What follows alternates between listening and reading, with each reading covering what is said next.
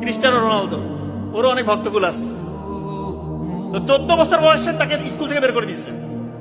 তো তোমার স্কুলে পড়ার কোনো যোগ্যতা নাই। 15 বছর বয়সে হার্টের একটা মেজর সমস্যা, হার্টের অপারেশন করলে ডাক্তার বলতেছে তুমি কখনোই খেলাধুলা করবা না, মানে কম্পিটিটিভ খেলা তো দূরের কথা, সাধারণ খেলাধুলা তুমি করবা না। ও বলতেছে আমি খেলবো। যেই সেই খেলা, ওর পরিশ্রমের লেভেল আপনি জানেন? কোন পরিশ্রম করতো, ভোরবেলা উঠে পরিশ্রম করে। এমনি দুনিয়ার 1 নাম্বার প্লেয়ার, 1-2 নাম্বারের মধ্যে সেও তো আছে। 40 বছর বয়স ছুঁই এখনো খেলতেছে। কবে যা থামবে আল্লাহ ভালো জানে। তো যে পরিশ্রম করবে তাকে কিন্তু আল্লাহ তাআলা অবশ্যই পথ দেখাবে। উসাইন বোল্ট দুনিয়ার 1 নাম্বার, কি সবচেয়ে দ্রুততম মানব না? তার মেরুদণ্ডের হাড় কিন্তু বাঁকা। এটা হয়তো অনেকে জানেন কি জানি না, আমি জানি না। সে যখন স্টার্টিং ব্লকে দাঁড়ায় দৌড় দেওয়ার জন্য, তার কোমরে ব্যথা শুরু হয়। দৌড়াবে কি? ডাক্তার বলতেছে তোমার জন্য দৌড় প্রতিযোগিতা নয়, তুমি অন্য কিছু করো।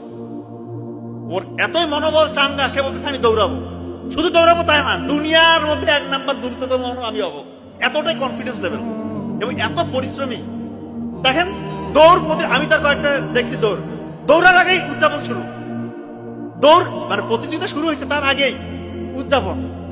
অন্যরা তো এমনি ভয় পেয়ে যাবে, কি রে ভাই, প্রতিযোগিতা শুরুর আগে উদযাপন। এবার আসলে সে প্রতিটা প্রতিযোগিতায় ফার্স্ট হয়ে যায়।